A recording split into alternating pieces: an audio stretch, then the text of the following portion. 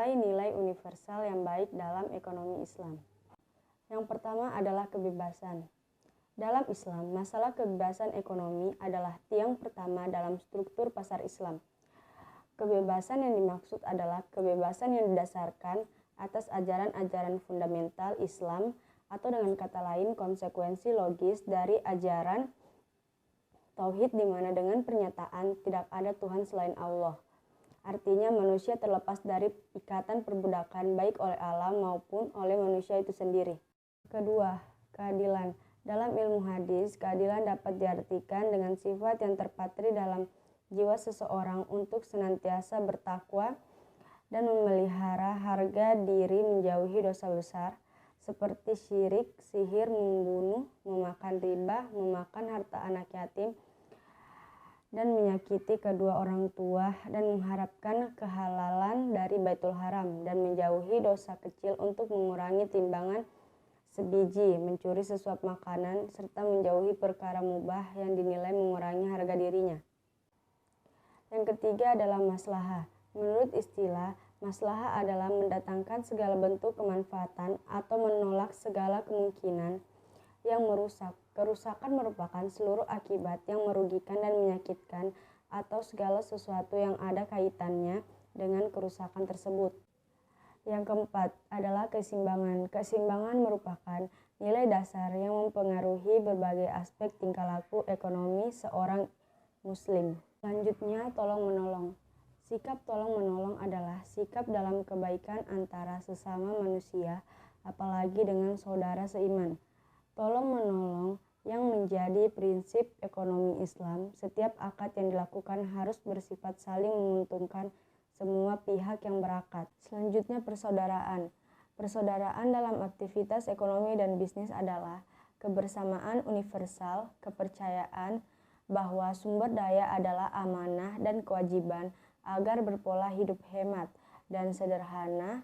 Setiap individu memiliki kebebasan yang dapat dipertanggungjawabkan. Selanjutnya, merata. Ekonomi Islam memiliki konsep distribusi pemerataan kekayaan atau pendapatan secara merata bagi masyarakat, sehingga tidak ada penyimpangan di dalam ekonomi. Selanjutnya, halalan thayyibah. Halal memiliki makna sesuatu yang tidak dilarang dalam agama. Lawan kata halal ialah kata haram. Nilai-nilai buruk yang dilarang dan harus dihindari dalam ekonomi Islam. Yang pertama yaitu riba. Riba adalah pemberlakuan bunga atau penambahan jumlah pinjaman saat pengembalian berdasarkan presentasi tertentu dari jumlah pinjaman pokok yang dibebankan kepada peminjam. Yang kedua adalah haram. Haram adalah sebuah status hukum terhadap suatu aktivitas atau keadaan suatu benda. Salah satunya adalah makanan. Yang ketiga adalah najis. Al-Malikiyah mendefinisikan najis sebagai sifat hukum suatu benda yang mengharuskan seseorang tercegah dari suatu kebolehan melakukan salat bila terkena atau berada di dalamnya. Sederhananya, najis adalah kotoran yang menempel pada tubuh, tempat, maupun pakaian kita dan menyebabkan batalnya ibadah yang kita lakukan. Salah satu contohnya dari ibadah tersebut adalah sholat. Selanjutnya, gharar.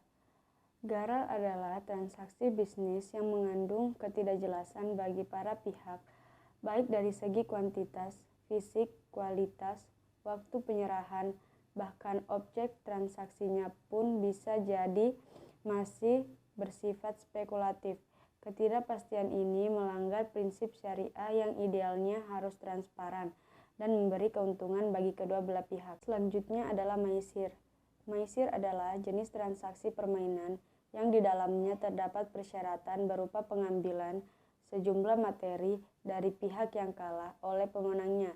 Mudahnya, istilah ini dapat dipahami sebagai judi atau taruhan. Selain diharamkan, tindakan ini juga termasuk dalam kategori dosa-dosa besar. Selanjutnya adalah zolim. Menurut bahasa Arab, kata zolim dalam ajaran Islam berarti dolim, yang maknanya sebuah perkara atau sesuatu yang kondisinya bukan selayaknya. Selanjutnya adalah tadlis. Tadlis adalah salah satu bentuk penipuan dalam berdagang, merupakan bentuk ketidakjujuran seorang pedagang dalam menjalankan usahanya. Selanjutnya adalah subhat. Syubhat merupakan istilah dalam Islam yang menyatakan tentang keadaan yang samar, tentang kehalalan atau keharaman dari sesuatu. Yang terakhir yaitu khianat. Khianat artinya berlaku curang dan tidak dapat dipercaya. Lawannya amanat, arti yang jujur dan dapat dipercaya. Orang-orang yang khianat sama halnya dengan orang yang pembohong. Ia suka mungkin ingkar janji, tidak mau membayar hutang, suka membocorkan rahasia teman, tidak mau menyelesaikan tugas dan kewajiban yang telah disangka.